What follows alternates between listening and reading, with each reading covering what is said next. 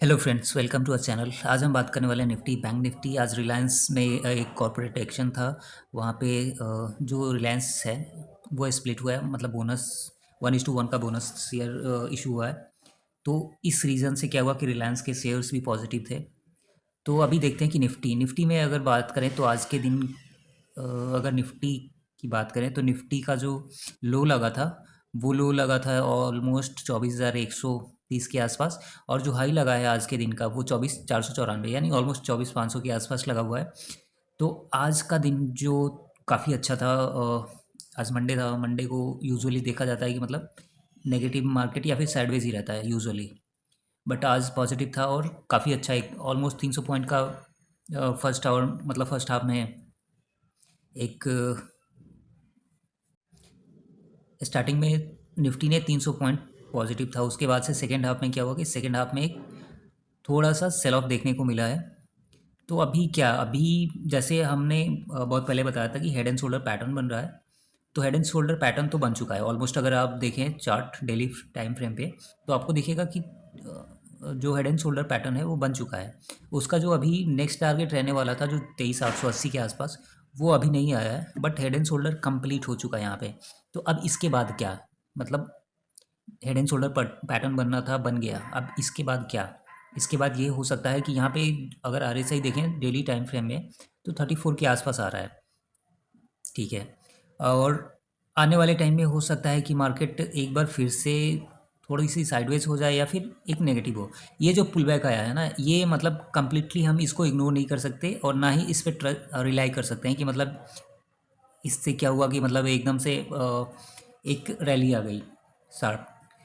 तो ऐसा भी नहीं है, और ऐसा भी नहीं कि आने वाले टाइम में ये लेवल ब्रेक होगा। अभी क्या, अभी हमारा जो नेक्स्ट टारगेट रहने वाला है 24,600 का रहने वाला है। अगर 24,600 के ऊपर निफ्टी क्लोज होती है किसी भी दिन, तो आप समझ लीजिए कि एक जो रिवर्सल है वो निफ्टी में हो चुका है। ठीक है। और अगर 24,600 के ऊपर क्लोज नहीं होती है तब तक बेयरिश है। वैसे जो लेवल है वो और ऊपर है, वो 25,000 के आसपास है। बट अभी हाल फिलहाल के लिए मैं बता रहा हूँ। तो हाल फिलहाल के लिए हमें यही देखना है कि 24,600 के ऊपर अगर क्लोज हो रही है निफ्टी, तब हम थोड़ा सा एक लॉन्ग पोजीशन बिल्ड कर सकते हैं आने वाले टाइम में। और अगर 24,600 के नीचे रहती है तब थोड़ा सा एक नेगेटिव सेंटीमेंट बना रहेगा। अगर कल के लेवल की बात करें तो कल के लिए हमारा टारगेट 24,600 का रहने वाला है और 24,880 का। अगर नीचे के लेवल की बात करें तो नीचे हमारा जो सपोर्ट रहने वाला है वो 24,200 और 24,000 का रहने वाला है कल के लिए। बैंक निफ्टी की बात करें तो बैंक निफ्टी भी ऑलमोस्ट गैप अप ओपनिंग के बाद से कुछ खास मोमेंटम हुआ नहीं है। एक टाइम पे 51,600 के आसपास पहुंची थी, फिर उसके बाद से सेलिंग देखने को मिला। 51,200 के आसपास भी आ गई थी लास्ट 1 आवर में। बट अभी देखें तो अभी जो हमारा आने वाले टाइम में रेजिस्टेंस होने वाला है वो 51,800 और 52,000 का होने वाला है। और बैंक निफ्टी जहाँ पे खड़ी है वो सपोर्ट लेवल ही है। मैंने लास्ट वीडियोस में भी बताया था कि ये लेवल जो है ये एक स्ट्रॉन्ग सपोर्ट की तरह काम कर रहा है पिछले काफ़ी टाइम से। तो अभी जो बैंक निफ्टी स्टॉप हुई है, मतलब बैंक निफ्टी ने एक पॉज लिया है, वो इसी लेवल पे लिया है। तो आने वाले टाइम में हो सकता है कि ये लेवल फिर से सपोर्ट की तरह काम करे और फिर एक पुल बैक देखने को मिलेगा हमें। तो हम कल के लिए बैंक निफ्टी में यही देख सकते हैं कि 52,000 का टारगेट रहेगा हमारे ऊपर के साइड में। और नीचे के लेवल पे बात करें तो 50,800 और 50,600 का सपोर्ट रहने वाला है आने वाले टाइम में। HDFC बैंक की बात करें तो HDFC बैंक भी आज कुछ खास मोमेंटम था नहीं। 1750 का हाई टच करने के बाद से HDFC बैंक साइडवेज हो गई थी। और इस रीज़न से अभी क्या है ना, अभी HDFC बैंक में देखें तो HDFC बैंक में हमें दिख रहा है कि मतलब ये थोड़ा सा डाउन साइड आ सकता है 1720 1710 के आसपास। तो कल के लिए हमारा जो टारगेट रहेगा नीचे की साइड में 1710 के आसपास रहेगा और ऊपर के साइड में 1760 का रहेगा। 1760 और 1770 का। अगर हम FII की बात करें तो आज FII ने आज फिर से सेलिंग की है 3,228 की। और अगर DII की बात करें तो DII ने 1,400 करोड़ की सेलिंग की है। अगर हम मंथली बेसिस पे देखें तो मंथली बेसिस पे हमें दिखेगा कि DII ने ऑलमोस्ट 98,500 के आसपास बाइंग की है। और अगर FII की बात करें तो FII ने ऑलमोस्ट 1,03,000 के आसपास सेलिंग की है। तो अगर देखा जाए तो वैसे तो कुछ खास डिफरेंस नहीं है, बस 4,000 करोड़ की नेट सेलिंग है। बट ओवरऑल अगर देखा जाए ना, तो ओवरऑल एफआईआई ने अक्टूबर मंथ में बहुत ज़्यादा सेलिंग कर दी है, मतलब ऑलमोस्ट 1,03,000 करोड़ की, जो कि मतलब अभी तक किसी महीने में नहीं हुआ था। अगर लास्ट अक्टूबर की बात करें तो लास्ट ईयर अक्टूबर में 30,000 करोड़ की सिर्फ सेलिंग हुई थी। बट उसके बाद से 35,000 40,000 के आसपास मई में हुई थी। इतनी बड़ी सेलिंग अभी तक मतलब किसी ईयर में नहीं हुई है। ऑलमोस्ट अगर जैन 2023 में देखें तो 41,000 करोड़ की सेलिंग हुई थी। उसके पहले 50,000 58,000 की सेलिंग हुई थी जून 2022 में। मई में भी 54,000 की हुई थी। बट एक महीने में ये सबसे बड़ी सेलिंग है अभी तक। मतलब अगर कहा जाए कि मतलब ये हिस्टोरिकल है, मतलब अगर मार्च 2020 में भी देखें तो 65,000 करोड़ की सेलिंग थी टोटल। तो ये एकदम से एक नेगेटिव है और नेगेटिव सेंटिमेंट्स क्रिएट कर रहा है एफपीआई में, डीआईआई में, या फिर जो रिटेल इन्वेस्टर हैं उनके लिए भी। अगर लास्ट 10 साल की भी मैं बात करूं तो 10 साल में ये सबसे बड़ी सेलिंग है एफआईआई की। मतलब इतनी बड़ी सेलिंग सिर्फ एक बार हुई थी 2020 में मार्च में, जब कोविड आया था 65,000 करोड़ की। उसके बाद से ये सबसे बड़ी सेलिंग है। उसके बाद मई में हुई थी 58,000 के आसपास। ये देखो मार्च 2020 में 65,000 की सेलिंग हुई है। उसके बाद से अगर हम बात करें नेक्स्ट नेक्स्ट हमारी सबसे बड़ी सेलिंग जो है जून 2022 में हुई है 58,000 करोड़ की। और अभी देखें तो अभी 1,03,470 करोड़ की।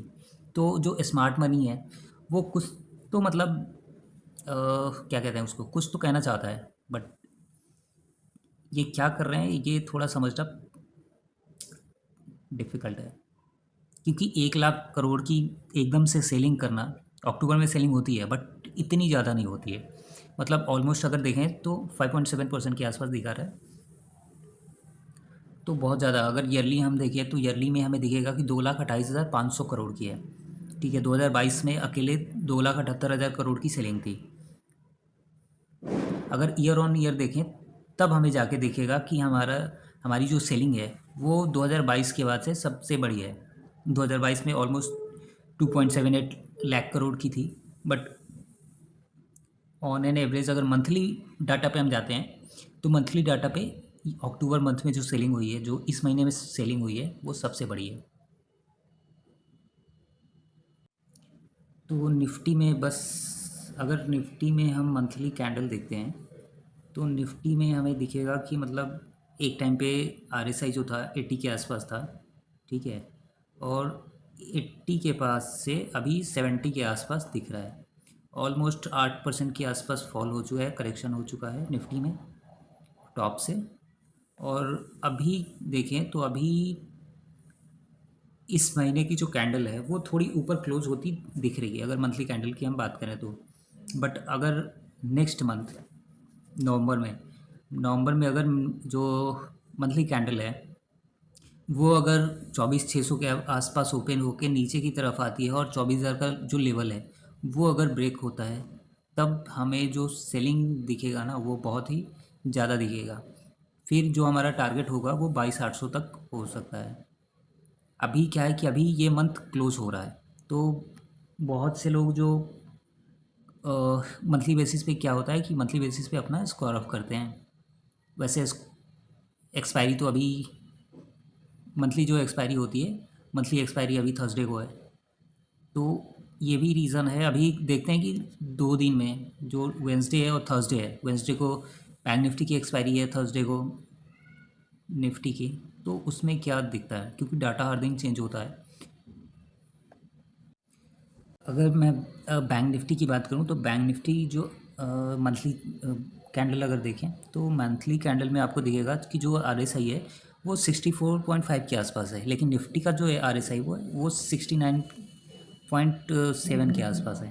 ठीक है, तो ये शो करता है कि बैंक निफ्टी में अभी स्ट्रेंथ है, बैंक निफ्टी स्ट्रेंथ शो कर रही है।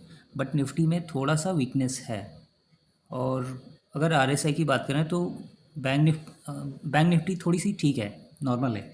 बट निफ्टी में क्या है ना कि निफ्टी ओवर प्राइस्ड अभी दिख रही है अगर आरएसआई के अगर आरएसआई की बात करें तो, क्योंकि 70 के आसपास जाना मतलब एक है, होता है कि 30-70 देखा जाता है। आज अगर मार्केट ब्रेथ की बात करें तो मार्केट आज आईसीआईसीआई बैंक का रिजल्ट आया था और काफ़ी अच्छा था, 3% अप था। बेसिकली जो बैंकिंग सेक्टर्स थे और फाइनेंशियल थे वो पॉजिटिव थे। अडानी भी था, सुजलॉन 5% आज ऊपर था, आरबीएनएल 3% था, वेल के रिजल्ट्स आए थे वो 6% के आसपास ऊपर था। डाबर, अडानी एंटरप्राइजेस, सन फार्मा, जो है हेल्थ केयर या फिर एफ एम सॉरी जो फार्मा स्टॉक है ना, जो फार्मा सेक्टर है एक्चुअली, वो काफ़ी अच्छा चल रहा है। अगर फार्मा इंडेक्स आप देखेंगे तो वो 2% ही डाउन था, जबकि मार्केट ऑटो सेक्टर है या फिर निफ्टी 50 है, बैंक निफ्टी है, ये काफ़ी डाउन थे। बट जो निफ्टी फार्मा है वो 2% डाउन था। अभी क्या है ना कि अभी ऐसे चलेगा कि मतलब सिर्फ घोड़े चलेंगे, घोड़े दौड़ेंगे। पहले क्या था कि गधे घोड़े सब दौड़ रहे थे, अभी ऐसा नहीं होगा। तो अभी आने वाले टाइम में जो ग्रोइंग सेक्टर हैं वो उनके स्टॉक चलेंगे, जो वैल्यूएबल स्टॉक्स हैं। ग्रोथ और वैल्यू दो कॉन्सेप्ट होता है, एक तो ग्रोइंग इकॉनमी पे फोकस करता है और या फिर ग्रोइंग सेक्टर पे, जो भी सेक्टर ग्रो कर रहा है 6% 7% के CAGR से, तो वो डिपेंड करता है। तो अभी फार्मा काफ़ी अच्छा चल रहा है और आने वाले टाइम में हो सकता है फार्मा के जो स्टॉक्स हैं उसमें एक फ्रेश बाइंग स्टार्ट हो। तो आज के लिए इतना ही। अगर आपको ये वीडियोस में कुछ सीखने को मिलता है, कुछ लेसन्स मिलते हैं, तो आप कमेंट कीजिए, लाइक कीजिए, सब्सक्राइब कीजिए। Thank you for watching this video.